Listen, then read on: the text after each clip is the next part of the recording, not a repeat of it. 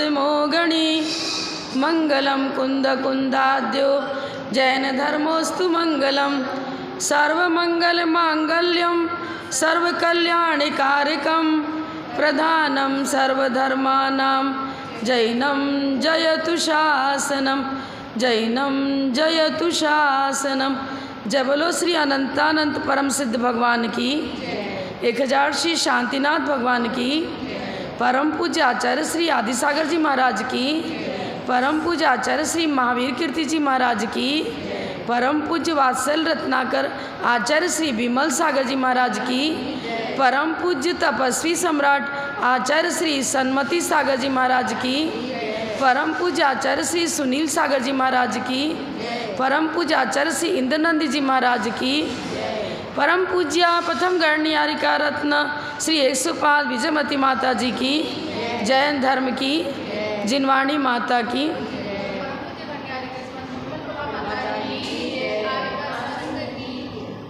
श्री आदि सूर्य कुल दीपिका गणनी प्रथम महान महावीर कीर्ति गुरुदेव की प्रतिमूर्ति समय आप निष्कलंक हर गुण अमल निरतिचार व्रतपाल धर्म ध्वजा गणनी प्रथम नमो तुम्हें हर श्वास नमो तुम्हें हर श्वास।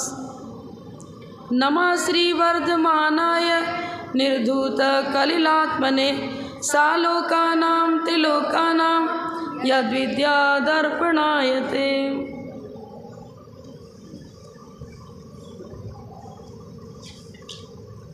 श्लोक नंबर 8। अनात्मार्थम बिना रागै शास्ता शास्ति सतोहितम ध्वनन शिल्पी कर स्पर्शान मुरजः किमपेक्षते किमपेक्षते। अनात्मार्थम बिना रागै शास्ता शास्ति सतोहितम ध्वनन शिल्पी कर स्पर्शान मुरजः किमपेक्षते। मुरजः मतलब मृदंग। मृदंग एक वाद्य घोष की सामग्री है। मृदंग पर हाथ रखते ही वो बजने लगता है। शिल्पी के कर स्पर्श के होने मात्र से ही मृदंग अपनी मधुर ध्वनि से बजने लगता है, लोगों को आनंदित करता है। इसी प्रकार से भवि भागन बस जोगे वसाय तुम धुनि है सुन विभ्रम नसाय। भव्य जीवों का पुण्य जहाँ जागृत होता है, जहाँ की भूमि अधिक शक्तिशाली है, पुण्यशाली है, वह अपनी चुंबकीय शक्ति से वही भगवान का विहार करा देती है।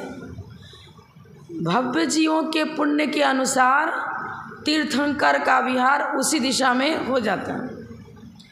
लेकिन क्या भगवान चाहते हैं कि हम इधर जाना, इधर नहीं जाना, आज इधर ही जाना है, सोचते हैं क्या? नहीं। अनात्मार्थम, उनका स्वयं कोई भी प्रयोजन नहीं है, ना उनका किसी के प्रति राग है, ना किसी के प्रति द्वेष है। लेकिन भव्य जीवों का पुण्य ही उनकी दिव्य ध्वनि का मुख्य कारण बनता है। क्या बोल रहे हैं? शास्त्र माने उपदेशक, सतोहितम, सज्जनों के प्रति हित की भावना से स्वयमेव उनका गमन हो जाता है, समस्तरण की रचना हो जाती है और दिव्य ध्वनि खिलने लगती है। मात्र इस श्लोक में इतना ही बताया है कि बिना राग द्वेष के भगवान की वाणी खिलती है, उनका स्वकीय कोई प्रयोजन नहीं होता। अन्य शिक्षक तो फिर कुछ पेमेंट लेते हैं, वेतन लेते हैं, तब आपको पढ़ाएंगे स्कूल में, कॉलेज में। लेकिन भगवान की दिव्य ध्वनि में इस प्रकार का कुछ है नहीं। योग्य शिष्य की प्राप्ति, गणधर की प्राप्ति होनी जरूरी है, क्योंकि उनकी दिव्य ध्वनि को स्वीकार करने वाला, एक्सेप्ट करने वाला तो चाहिए ना। शिष्य के अभाव में दिव्यध्वनि कैसे गिरे? योग्य शिष्य का होना जरूरी है, लेकिन अपना कुछ बदले में उपकार की भावना उनके नहीं होती। आगे का श्लोक 9 नंबर। आप तो पज्ञ मन उल्लंघ्य मदृष्टेष्ट विरोधकम तत्वोपदेश कृत सार्वम शास्त्रम कापत घट्टनम। आप तो पज्ञ मन उल्लंघ्य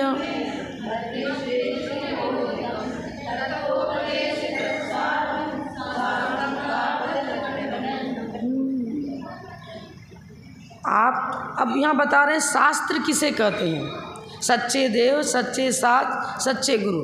सच्चे देव का लक्षण बता दिया। अब सच्चा शास्त्र किसको माने? रामायण है, गीता है, अन्य भी अन्य प्रकार के ग्रंथ हैं और भगवान की वाणी से निश्चित दासांग जिनवानी है। पर मुख्यता प्रधानता किसको दी जाए? तो ये लक्षण जिसमें पाए जाए। सबसे पहले उन्हें बताया आप्त के द्वारा कथित, उपज्ञ माने कथित, वीतरागी भगवान के द्वारा जो कथित है वही सच्चा शास्त्र है। पहला पॉइंट ये दिया। अनुल्लंघ्य, युक्ति प्रमाण से किसी प्रकार से जिसका खंडन नहीं हो सकता, अन्य मतावलंबी अपने द्वारा जिनेंद्र भगवान की वाणी का खंडन नहीं कर पाते हैं, क्योंकि भगवान की वाणी युक्ति संगत है। प्रमाण नए निक्षेपों के द्वारा वहाँ पर सब कुछ मतलब ऐसा विषय दिया गया है जिससे द्वादशांग का पाठी अथवा अन्य कोई भी विद्वान हो वो उसका खंडन नहीं कर सकता।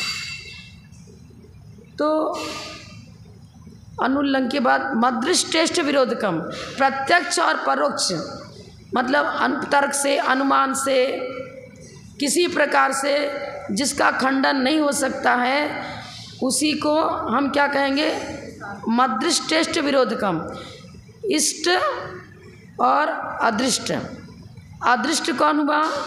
जो इंद्रिय गोचर अभी नहीं है, अनुमान ज्ञान से और तर्क के द्वारा, युक्ति के द्वारा जिस चीज़ को हम जानते हैं वो अदृष्ट हो गया। जैसे अभी स्वर्ग हमें दिख रहा है क्या? नरक दिख रहा है क्या? नहीं दिखता, इंद्रिय गोचर नहीं है। तो जो इंद्रिय गोचर है वो तो हो गया इष्ट और अदृष्ट। जो हमारे इंद्रिय से गोचर नहीं हो रहा है तो उसको अनुमान के द्वारा, तर्क के द्वारा, युक्ति के द्वारा उसकी व्यवस्था बताते हैं, उसको सिद्ध करते हैं। तो भगवान की वाणी में इंद्रिय गोचर पदार्थों की भी चर्चा है, अतीन्द्रिय पदार्थों की भी चर्चा है। तो उन सबको समझने के लिए हमें सबसे पहले क्या करना होगा? जिसमें संशय, विपर्य, अनध्यवसाय ये दोष न हो, फिर अव्याप्ति, अतिव्याप्ति, असंभव ये दोष न हो। इन दोषों से रहित जो वाणी होती है उसको न प्रत्यक्ष से बाधित होती है वह और न परोक्ष से बाधित होती है। उसका उल्लंघन और खंडन करने की शक्ति किसी में भी नहीं होती है। और जिसमें 6 द्रव्य 7 तत्व का वर्णन किया गया हो, मोक्ष मार्ग में प्रयोजन भी 6 द्रव्य हैं, 7 तत्व हैं, 9 पदार्थ हैं, इनकी चर्चा जिसमें हो उसी को हम सच्चा शास्त्र कहते हैं और वही परम उपयोगी है। कापथ घट्टनम, का माने कुमार्ग, और यहाँ मिथ्या दर्शन, मिथ्या ज्ञान, मिथ्या चारित्र को कुमार्ग कहेंगे।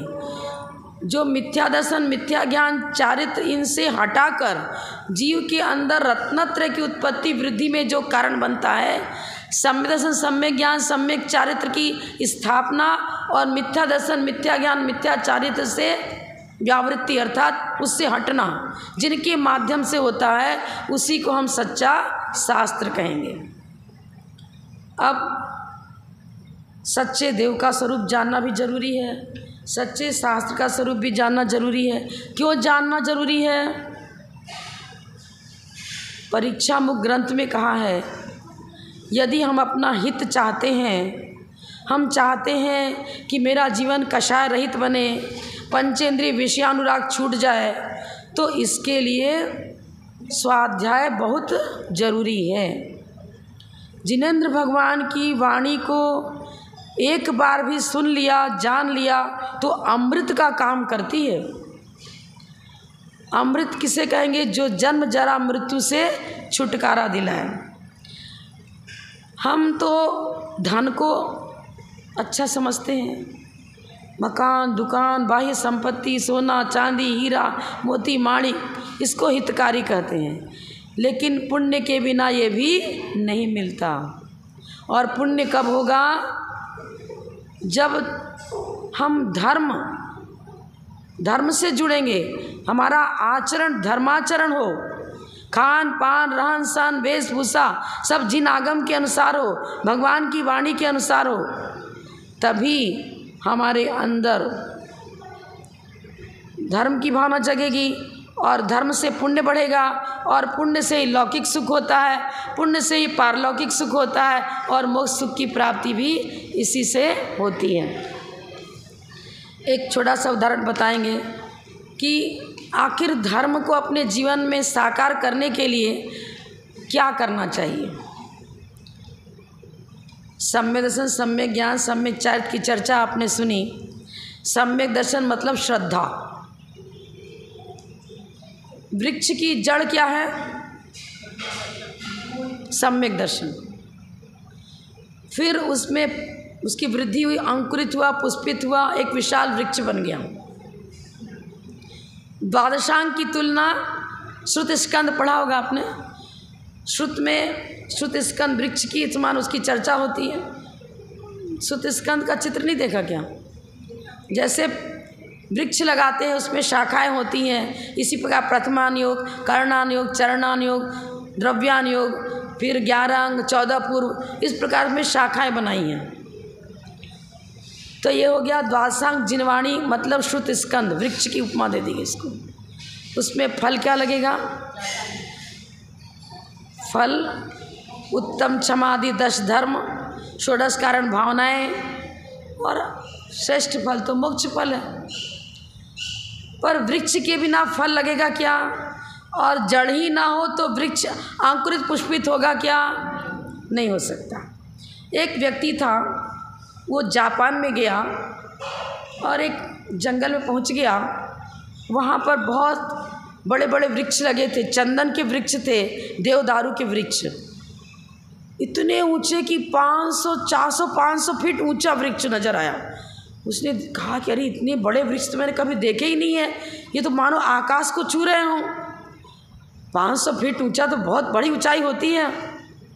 और थोड़ा आगे बढ़ा, अरे वन प्रांत तो वही है, भूमि वही, लेकिन ये वृक्ष आगे तो बहुत ही छोटे हैं, कोई 3 फीट का है, कोई 4 फीट का, 5 फीट से ऊंचे तो कोई वृक्ष ही नहीं है।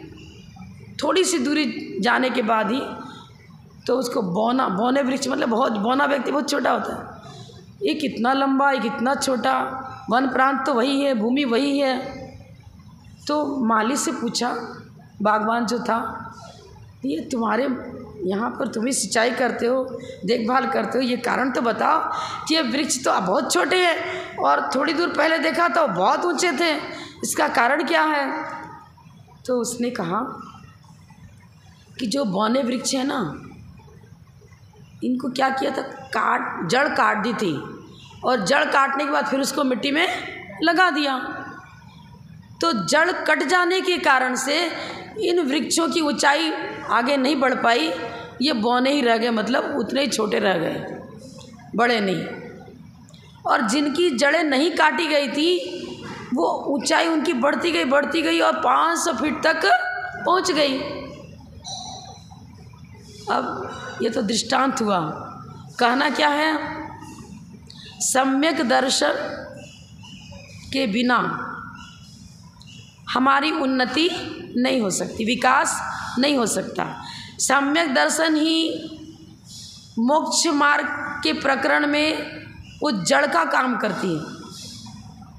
मोक्ष रूपी फल को प्राप्त करने के लिए हमें बीजारोपण करना होगा, वृक्ष पौधे लगाने पड़ेंगे,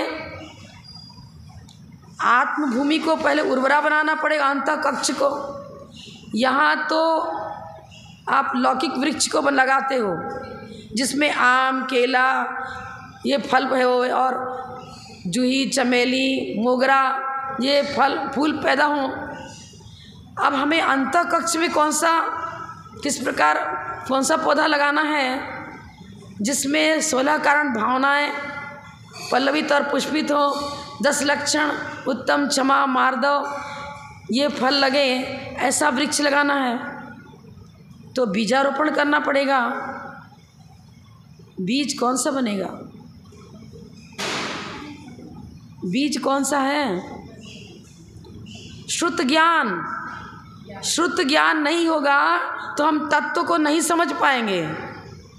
फिर उस श्रुत के द्वारा द्वादशांग भगवान की वाणी को सुन करके प्रज्ञान योग, पद्म पुराण पढ़ा, पांडव पुराण पढ़ा, अरे इतना संकट आया था तो भी अपनी कर्तव्य से च्युत नहीं हुए, धर्म से च्युत नहीं हुए। उनको पढ़ने के बाद धर्म के प्रति आस्था जगी। अंजना का चरित्र सुना, अनंतमती, अरे 6 वर्ष की उम्र में ही इसका परिणाम कितना अच्छा रहा, दृढ़ता रही। उसके पिताजी ने, माता पिता ने अष्टानिका पर्व में ब्रह्मचर्य व्रत धारण किया था। अब इसको तो कुछ समझती नहीं, लेकिन कहने लगी हाँ तुमने व्रत लिया हम भी व्रत लेंगे। तो महाराज ने कहा लेने दो इसको व्रत, आपने क्या लिया? तो हमको तो ब्रह्मचर्य व्रत ले लिया, तू ब्रह्मचर्य व्रत ले ले।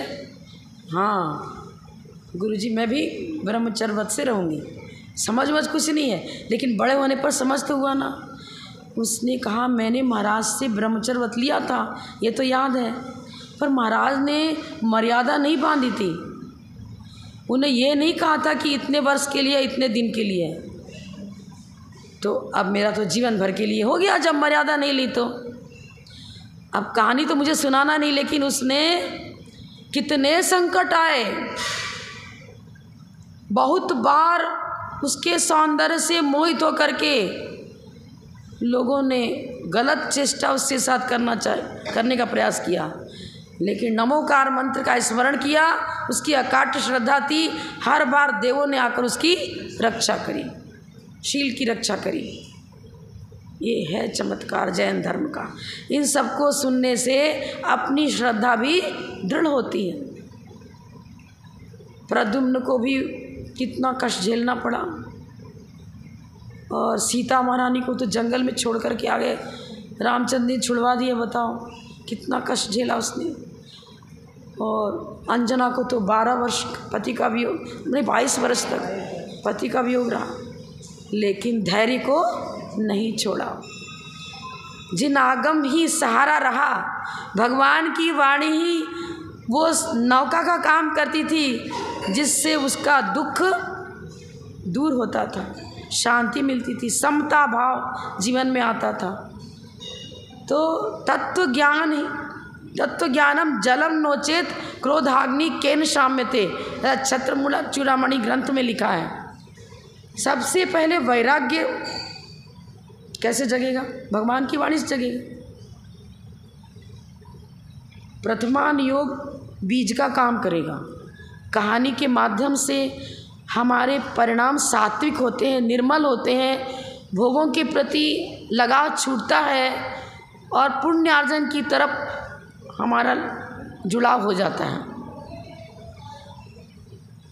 इसलिए स्वाध्याय बहुत ज़रूरी है। बच्चों को भी अब क्या बताएं, कुछ स्वाध्याय न कराओ तो कम से कम 12 भान राजा राणा छत्रपति ये सिखाते हैं, और 20 प्रभुपति तपावन की बिनती है रात, और सकल गे गायक तदपि निजानंद लवलीन ये बिनतियाँ सिखाते हैं, पाठ सिखाते हैं। पाठ करते करते भी उनके अंदर कुछ न कुछ धर्म की भावना जागृत होती है। हम लोग बहुत छोटे छोटे से थे तो गर्मी की छुट्टियों में बच्चे साथ जाते हैं कि स्कूल बंद हो जाता है, तो नाना नानी क्या करते हैं, काजू किशमिश की पुड़िया रखते हैं, और सारे क्या पोता पोती सब इकट्ठे होते हैं, और ननिया से क्या उनको नानी का परिवार मत क्या बोलते हैं उनको, नतनी, नाती नतनी, हाँ मेरे को ध्यान में नहीं आया। तो अब कंपटीशन में बच्चे याद करते देखो बड़े वाले काजू की पुड़िया उनको दी जाएगी जो पूरा सब सही सुनाएंगे, और जो पूरा नहीं सुनाएगा उसको थोड़ा मिलेगा। कंपटीशन में सब याद कर जाते हैं, लेकिन वो ही आज संस्कार डालते हैं माता पिता, दादा दादी, नाना नानी कहानियाँ सुना करके बच्चों के अंदर संस्कार डालते हैं, शुभ संस्कार। और वही संस्कार बीज जो डला बचपन का, कुम्हार पहले घड़े को पूरा प्रयास करता है कि गोल बने, तो बालक का जीवन उस कच्चे मिट्टी के घड़े के समान ही है। उसको उस समय जो आकार दोगे, जो संस्कार दोगे, वही संस्कार आगे बढ़ता हुआ जाता है। कुछ संस्कार दिया तो वैसा ही जीवन बन जाता है, सुसंस्कार दिया तो वैसा ही अच्छा जीवन बनता है। वो माता पिता का संस्कार तो गर्भ से ही पड़ता है, गर्भ से ही प्रारंभ हो जाता है। और पाठशाला में बच्चे पढ़ते हैं तो वहाँ भी उनका संस्कार अच्छा बनता है। यही संस्कार हुआ बीज, और फिर स्वाध्याय करने से वो अंकुरित और पुष्पित हुआ, और फिर व्रत नियम संयम लेने से वो मोक्ष रूपी फल देने वाला बन जाता है। एक और व्यक्ति था, वो क्या करता था, उसको पौधा लगाने का बहुत शौक़ था। नर्सरी चलती है, नर्सरी, गुलाब, चमेली, मोगरा का पौधा भी रखता था, फल फ्रूट्स का भी रखता था, और शो पीस के लिए भी आप लोग लगाते हो, सब रखता था। तो जब लोग आते कि हमको चाहिए, किसी को गुलाब चाहिए, किसी को चमेली चाहिए, तो अपने घर से देता था, उसकी नर्सरी से लोग ले जाते थे। लेकिन साथ में वो 2 शीशी देता था औषधि की, एक में लाल दवा थी, एक में हरे कलर की दवा थी, छोटी सी शीशी, और बोलता प्रतिदिन पानी डालना पड़ेगा, लेकिन जल डालने के पहले 2-2 बूंद ये दवा भी डालनी पड़ेगी। अब उसकी नर्सरी बहुत अच्छी चली, क्योंकि जहाँ भी गमले में लोग लगाते तो अच्छे से, मतलब फूल भी अच्छे आते, फल अच्छे आते, तो भीड़ लगी रहती उसके यहाँ। एक दिन उसके मित्र ने पूछा कि भैया इसका रहस्य क्या है, बता तो सही मुझे भी, ये 2 शीशी में तो क्या देता है। अब वो कहने लगा नहीं बताऊँगा। बोले बताना पड़ेगा, बता क्या रखता है उसमें, कौन सी दवा है तेरी। अरे कुछ नहीं, लाल कलर डाल देता हूँ पानी, और पानी शीशी में भर के देता हूँ, एक में लाल रंग डाल दिया, एक में हरा रंग डाल दिया, और उसको औषधि करके दे देता हूँ। तो इसलिए देता हूँ कि अब लोग सोचेंगे कि मुझे दवा दी जा रही है, इस दवा के माध्यम, पहले 2 बूंद दवा डालनी है, फिर पानी डालना है। तो वो दवा के चक्कर में क्या करते हैं, हर रोज़ जल डालते हैं, क्योंकि उसने कहा था कि किस दिन बराबर रोज़ दवा डालनी पड़ेगी। तो अब क्या हुआ, वो तो दवा कुछ भी नहीं थी।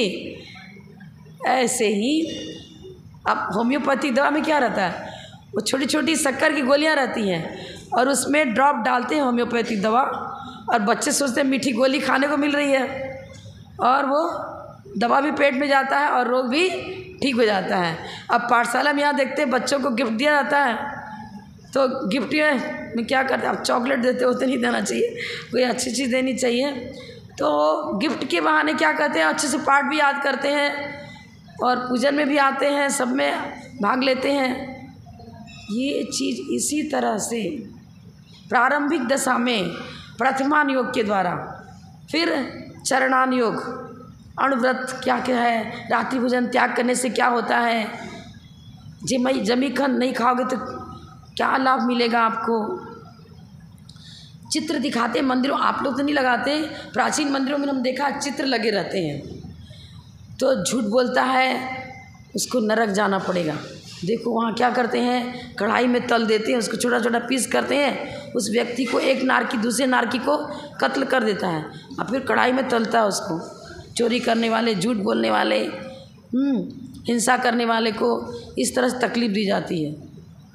तो बच्चे डर जाते हैं, अरे हम झूठ नहीं बोलेंगे कभी भी, चोरी नहीं करेंगे।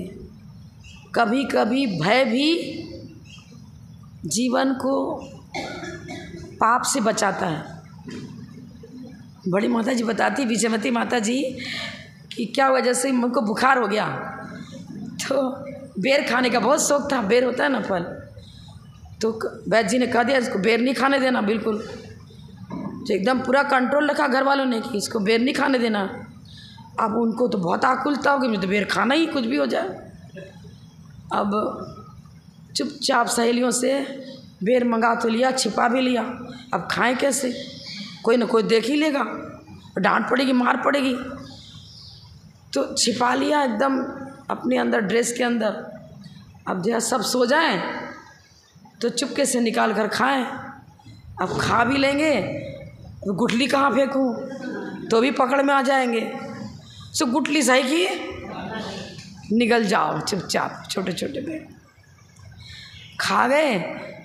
और बेर खाते ही रोग ठीक हो गया। ले, कभी कभी ऐसा होता है जिस प्रीत के प्रति ज़्यादा अनुराग है ना, वो चीज़ मिल जाए, वो उसी के कारण, वो मतलब कोई एक साइकोलॉजी हो या जो भी हो, वो काम कर गई उनके लिए, उनकी पुण्य वर्गना जग गई, जो भी समझ लो। हम खुद बता रहे हैं अपनी बात। कामा में थे, रात भर बुखार की बेचैनी, खांसी, कफ, बुखार ठीक होते ही नहीं। ये कड़वी कुटकी चिरायता, कड़वी दवा खूब खाते खाते, पीते पीते हैरान हो गए, लेकिन बुखार नहीं जाता था। तो एक बार बड़े माता जी ने कहा विजयमती माता हम चलेंगे तुम्हारा आहार कराने के लिए। गए और उन्होंने क्या किया, आधी कटोरी, इतनी बड़ी कटोरी से नमक, सेंधा नमक, उसको सिकवा दिया बोल के, और बोला कि पूरा कटोरी भर के जो नमक है ना पूरा इसके हाथ में रखो। बोले नमक पूरा खा, मुँह में रख, ऊपर से पानी पीती जा, और पानी पियो, और पानी पियो, खड़े पानी जब तक उल्टी ना हो तब तक पानी पीते जाओ। समझ में आया? अब डर के मारे और कोई श्रावक रहता करके भगा देते, नहीं पीते पानी। अब गुरु खड़े हुए तो क्या करना, डर के मारे पानी पीना पड़े। इतनी ज़्यादा उल्टी हुई, इतना ज़्यादा उल्टा, हरा नीला सारा पित्त सब निकल गया, और दूसरे दिन से रोग ठीक हो गया। कि साइकोलॉजी कहेंगे, जो भी सूझबूझ, गुरुओं की सूझबूझ देखो, बड़ी बड़ी दवा काम नहीं कर रही है और गुरुओं की सूझ काम कर गई। इसी तरह मतलब ये कफ हो गया, खांसी, खांसी बहुत ज़्यादा खांसी, रात भर बैठे खांसते रहो, सोने का तो काम ही नहीं है।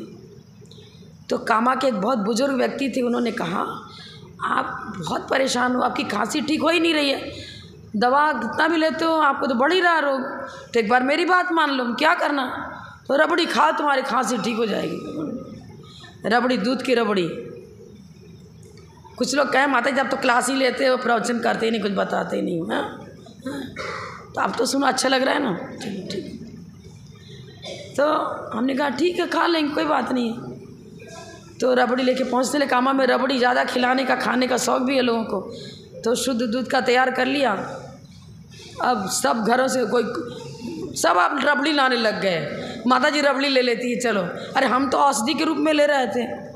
तो अब सही में रबड़ी खाने के बाद फिर आराम मिलने लगा, और आराम मिला, बिल्कुल 2-3 दिन, 4-5 दिन के अंदर तो खांसी गायब हो गई, एकदम ठीक। फिर खांसी हुई नहीं, और हमको अब बहुत कम खांसी होती ही नहीं, बहुत कम होती। तो क्या है मतलब सूझबूझ, कभी कभी बुजुर्गों का जो है ना, उनका नुस्खा बहुत काम कर जाता है। और हो सकता है कि भी असाता का काल उतना ही रहा होगा, और टेस्ट चुकना, कोई निमित्त तो मिलना चाहिए ना, निमित्त मिलना चाहिए। तो कभी साधारण निमित्त भी बहुत बड़ा काम कर जाता है। छोटे छोटे बच्चे हैं ना, वो महाराज से बहुत जुड़ते हैं, माता जी लोग से भी जुड़ते हैं, ऐसी बात नहीं जुड़ते हैं। लेकिन माँ बाप क्या करते हैं, रोकते हैं, कोई नियम मत लेना, व्रत लेके मत आना, ऐसा मत करना, ऐसा मत करना। महाराज देखो हमारे बच्चों को कोई नियम नहीं देना, अब छोटे हैं, इनको क्या समझ है, तो उनको समझ, तुमको समझदार, तुम ही ले लो नमक, तुम लिया करो। अरे हम तो नहीं लेंगे, अभी सब पोता पोती है, अभी तो शादी करनी, हम भी नहीं लेंगे, तो तुम भी नहीं लो, उन्हें भी नहीं लेने दो। ये जैन धर्म आखिर आगे कैसे पनपेगा, कैसे चलेगा, गाड़ी कैसे चलेगी? धर्म रूपी गाड़ी को चलाने के लिए क्या स्वप्न में क्या दिखा चंद्रगुप्त ने? 2 छोटे छोटे बछड़े बैल के वो गाड़ी में जुते हुए हैं। उसका फलादेश क्या बताया कि युवक ही इस पंचम काल में धर्म रूपी रथ को खींचेंगे, वृद्ध नहीं कर पाएंगे। लेकिन बहुत काम करता है। मैं खुद अपने जीवन में घटित घटना बताऊंगी। अब छोटे बच्चों को तो खाल का अग्रवालों में तो कुछ इतना ध्यान देते नहीं है, आलू की सब्जी बना देते हैं, खिलाते भी हैं। अब अच्छा लगता है तो आलू की सब्जी खा लिया। धर्म वरम तो मालूम नहीं, 4वीं 5वीं क्लास में पढ़ने वाले को क्या मालूम क्या पुण्य क्या पाप, को समझ में थोड़ी आता। खाते थे। आलू की सब्जी नहीं मिली तो गुस्सा तो क्यों नहीं बनाई, हम तो चलो खाएंगे नहीं, बनाना पड़े भाई, हमको तो आलू ही खाना है, कुछ नहीं खाना, यही खाना। अब पुष्पदंत साहब महाराज का चातुर्मास हुआ, पास में मंदिर, शांतिनाथ मंदिर बिल्कुल पास में, पड़ोस में सारे वहीं फील्ड, बहुत बड़ा फील्ड था, बच्चे वहीं खेलने जाते। महाराज सबको बिठा लेते, बैठ यहाँ बैठ, समझाते देखो ये नहीं करना चाहिए, ऐसा नहीं करना चाहिए, आलू नहीं खाना चाहिए। तो इसमें ये दोष है, इतना पाप लगता है, आलू में इतने जीव हैं कि मतलब गिनती नहीं कर सकते। और अगर तुम आलू खाओगे तो फिर मरण करके आलू में पैदा होना पड़ेगा, फिर तुमको भी ऐसे उबाल के लोग खाएंगे। अब बच्चों को तो कुछ समझ, आजकल के बच्चे तो बहुत वाई कराते, और इतना बड़ा पाप लगता है क्या? तो महाराज हमको नियम दे दो, हम नहीं खाएंगे आलू। फिर तो जीवन भर के लिए, हाँ जीवन भर के लिए ले लेंगे। बताओ, मतलब कच्चा घड़ा, कच्ची मिट्टी में पानी अंदर समाता है। बताओ कहाँ तो इतना कि आलू नहीं रहेगा तो खाना ही नहीं, खाना ही नहीं। आप तो आलू बनाओगे तभी खाएंगे, नहीं तो खाना ही नहीं खाएंगे। और या अचानक ये संयमी जो होते हैं ना गुरु, उनकी वाणी अंदर तक जाती है।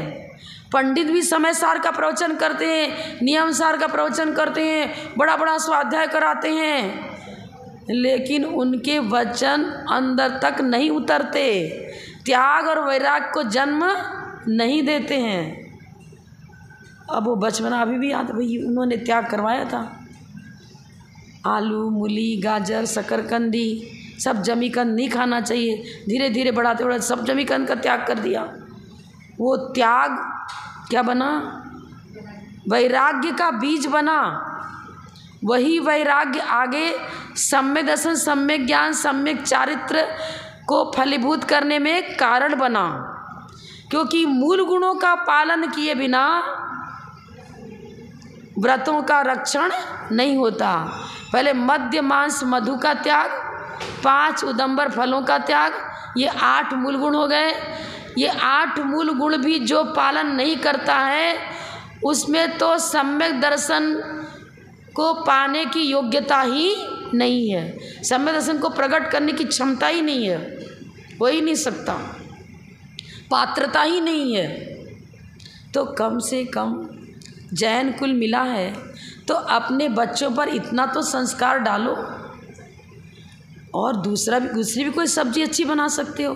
एक और उदाहरण हम आपको बताएं, जैन बाला विश्राम आरा में एक विद्यालय खुला था, बच्चियों का शिक्षण, लड़कियों को पढ़ाते थे, कन्या पाठशाला समझ लो। तो पूरे भारतवर्ष में कन्याओं को पढ़ाने का कोई साधन था ही नहीं। लड़कियों को नहीं पढ़ाते थे, लड़कों को पढ़ाते थे, लड़कियों को घर से बाहर नहीं जाने देते थे। सबसे पहले पूरे भारतवर्ष के अंदर बच्चियों के पढ़ने की व्यवस्था आरा में हुई थी। जैन बाला विश्राम उसका नाम है। और वहाँ जैन धर्म की पढ़ाई होती थी। लोकल मतलब शिक्षण भी होता था। हाई स्कूल तक 11वीं तक की कक्षाएं चलती थी, लेकिन 1 घंटी तो धार्मिक अध्ययन का भी था उसी में। 8 घंटी पढ़ाई होती, 7 घंटी तो लोकल शिक्षण दिया और 1 धार्मिक शिक्षण के लिए था क्लास। अब क्या बताएं आपको, वहाँ पर आगे का तो कुछ विशेष बात बाद में बताएंगे, सामान्य जो प्रश्न है उसके अनुसार। राजेंद्र प्रसाद जी आए, भाई ऐसी संस्था है तो अपने को वहाँ चलना चाहिए। इलेक्शन के समय खास करके नेता लोग घूमते हैं सब, तो राजेंद्र प्रसाद जी राष्ट्रपति थे, भूतपूर्व राष्ट्रपति अपने देश के। तो उनका आगमन हुआ, तो उनके आगमन के लिए सब बड़े बड़े गेट लगाए गए, बड़ा उसका स्वागत के लिए सारी जनता जुटी और प्रवेश हो गया जैनबाला विश्राम में। सब उनकी आगवानी विधिवत सबने की। अब वहाँ पर हाई स्कूल में शिक्षिका थी सरवती बाई, जो आगे गढ़नी विजयमती माता जी बनी। सरवती बाई नाम था उनका, वो शिक्षिका थी और हॉस्टल सुपरिटेंडेंट भी थी और स्वयं अपने हाथ से भोजन बनाकर खाती थी, क्योंकि धर्मशाला महाराज के संग में वो जाना आना था तो उनको शुद्ध जल का त्याग करा दिया था। अब राजेंद्र प्रसाद जी के लिए भोजन बनाना, कोई ना कोई आश्रम बनाएगा, तो सरवती बाई को कहा गया कि आपको इनका भोजन तैयार करना है, राष्ट्रपति जी को भोजन कराना है। तो उन्होंने सोचा कि ये अजैन है तो इनको तो आलू की सब्जी ये सब देनी पड़ेगी, तो संस्था से उनको आलू भेज दिया गया। उन्होंने कहा मैं व्रती हूँ, मैं तो हरगिज ये, लेकिन रिजेक्ट कैसे करें, कोई वहाँ की संस्थापिका भेज रही तो उसको रख दो, किनारे रख दो, रखवा दिया। उन्होंने तोरई की, लौकी की, इसकी केला, कच्चे केले की सब्जी, उसका चॉप्स वगैरह, टिक्की वगैरह सब अच्छा बना, भोजन तैयार कर दिया, बहुत वेराइटीज से अच्छा। राजेंद्र प्रसाद जी बैठे, उनका भोजन कराया उन्होंने। बड़े उस बच्ची को देखकर राजेंद्र प्रसाद जी, किसने बनाया? मैंने बनाया था। बड़े ही प्रभावित हुए। कितनी जनता, पूरे मतलब बिहार, पटना से, आरा से, आसपास सारे लोग जुटे थे, वहाँ बहुत बड़ा फील्ड।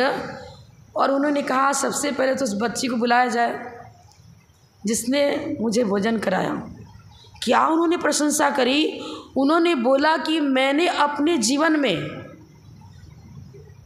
बाल्यावस्था से लेकर आज मैं राष्ट्रपति हो गया, जगह जगह मेरे को अच्छा से अच्छा लोग भोजन कराते हैं, सब जगह गया, लेकिन जितना स्वादिष्ट भोजन मुझे आज मिला उतना कभी भी नहीं मिला।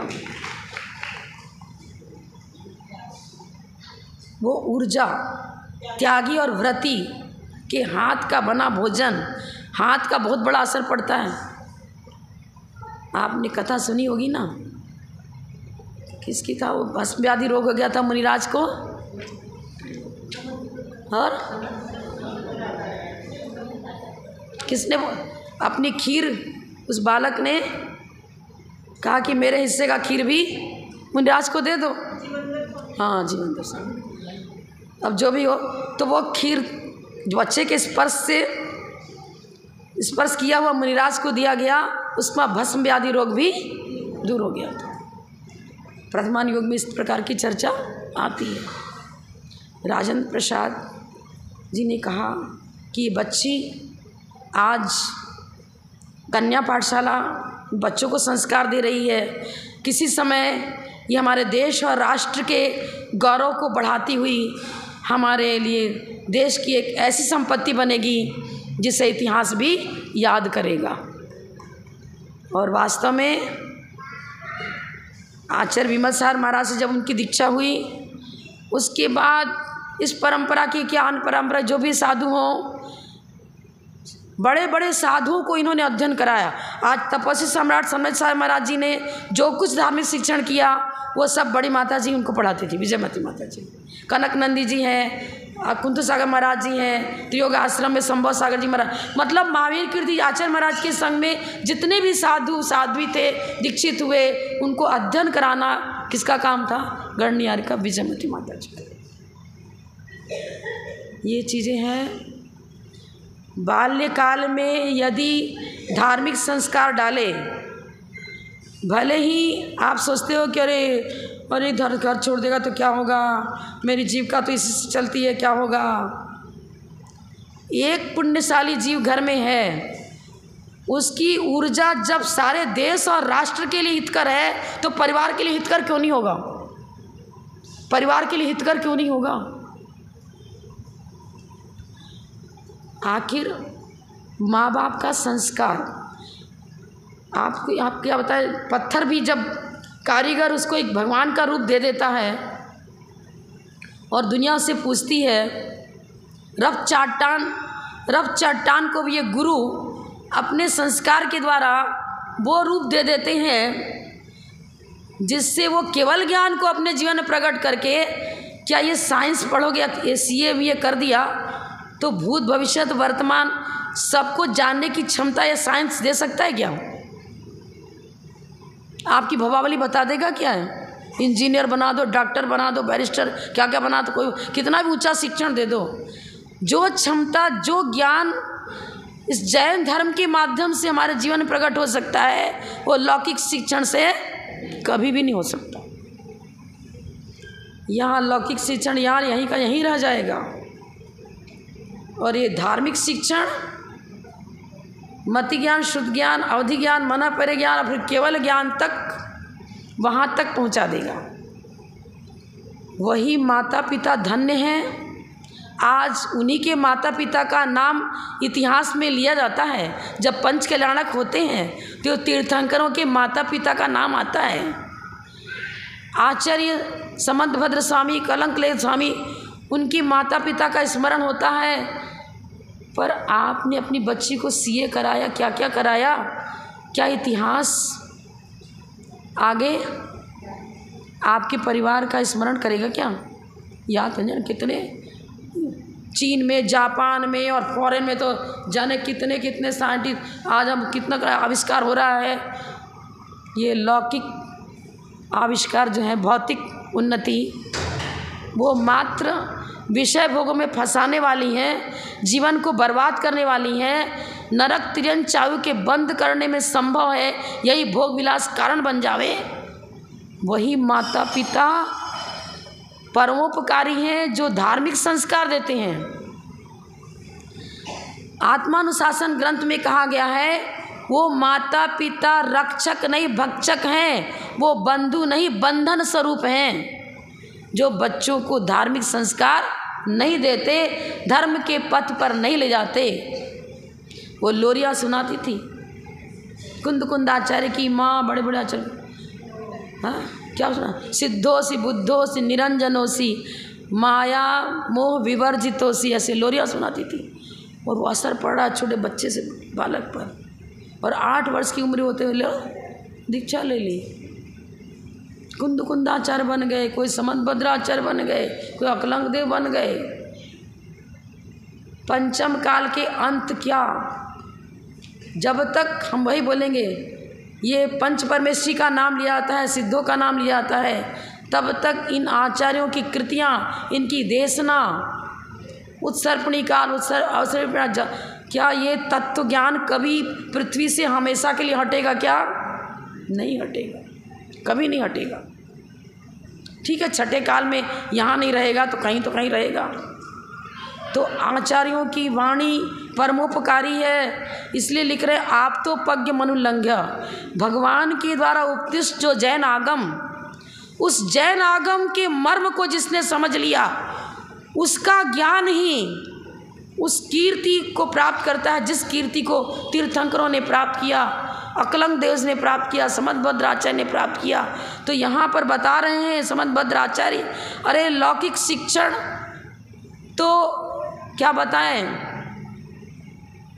शरीर के लिए उपकारी है, शरीर के लिए उपकारी है। लौकिक विभूतियाँ दे देगा जो क्षणिक हैं, नश्वर हैं। लेकिन जैन आगम आपको वो ज्ञान देगा जिससे लौकिक संपत्ति भी मिलेगी, चक्रवर्ती जैसी विभूति भी मिलती है, तीर्थंकर जैसा रूप लावण्य और वैभव भी मिलता है, और परलोक में सर्वार्थ सिद्धि जैसे देवों का वैभव प्राप्त होता है। और परंपरा से तीर्थंकर पद की प्राप्ति करते हुए वो व्यक्ति मोक्ष को प्राप्त कर लेता है। तो ये ज्ञान बड़ा कि वो ज्ञान बड़ा? कौन सा ज्ञान बड़ा? नहीं, हम तो अपनी बच्चियों को नहीं जाने देंगे, किसी हालत में नहीं जाने देंगे। वो माता धन्य है, विवाह तभी सार्थक है। अनगाधरामृत में तो ये लिखा है कि शादी किस लिए करना, मुनिम जनई तुम लिखा है उन्होंने, त्यागी व्रतियों को जन्म देने के लिए। आदिनाथ भगवान, उनको तो जिन धर्म को इस पृथ्वी पर लाना था, जैन धर्म का प्रचार और प्रसार करना था, सभी तीर्थंकर बाल ब्रह्मचारी बन सकते थे, कोई तकलीफ नहीं। पर आदिनाथ ने कैसे पुत्रों को जन्म दिया। भरत चक्रवर्ती एक अंतर्मूर्त में दीक्षा लेते ही केवल ज्ञान हो गया। बाहुबली, सब तो एक से एक वैभव। उनकी पुत्रियां ब्राह्मी सुंदरी, क्या नहीं था उनके पास, रूप लावण्य नहीं था, क्या वैभव नहीं था, क्यों नहीं विवाह किया। आप देख लो तीर्थंकरों का सब पुराण पढ़ो। मैं तो पुराण में थोड़ा सा कमज़ोर हूँ, नहीं कहानी याद नहीं रहती, अभी आपको बताने में कई जगह भूल चूक भी हो गई। तो प्रथमान योग कहानियों के माध्यम से वो हमें औषधि देता है। जैसे 2 शीशी में एक हरा पानी एक नीला पानी रख करके, और पौधों को पनपाने में वही शीशियाँ कारण पड़ गई। इसीलिए धर्म रूपी पौधे को अंकुरित और पुष्पित करने में वो गुरु की एक छोटी सी, एक राजा राणा छत्रपति, वो भी सिखा दिया, एक छोटा मोटा व्रत भी दे दिया, वो भी औषधि का काम कर जाता है और उस व्यक्ति को कहाँ से कहाँ ले जाता है परमात्मा बनाने का। वो बीजारोपण करने वाले गुरु की वाणी होती है। वो इसलिए बता रहे हैं, आप तो पज्ञ मनुलंघ्य मध्य श्रेष्ठ विरोधकम। जैन धर्म की पहचान करो। भगवान की वाणी, सच्ची वाणी मतलब क्या हो सकती है, कौन किसमें प्रामाणिकता है, किसमें सच्चाई है, किसमें हित है, किसमें हित नहीं है, पहचान करो और डेली स्वाध्याय की करके कुछ ना कुछ नॉलेज ऐसा लो जिससे मेरे जीवन में भी वो नैतिकता आवे, वो धर्म की भावना जगे, जिससे हम भव में जैन धर्म को ही प्राप्त करते रहे और निकट भव में मोक्षगामी बन सकें। इतना ही कहकर मैं विराम लेती हूँ। जब बोलो परम पूज्य अप्तम गणनियारिका रत्न श्री 105 विजयमती माता जी की जय।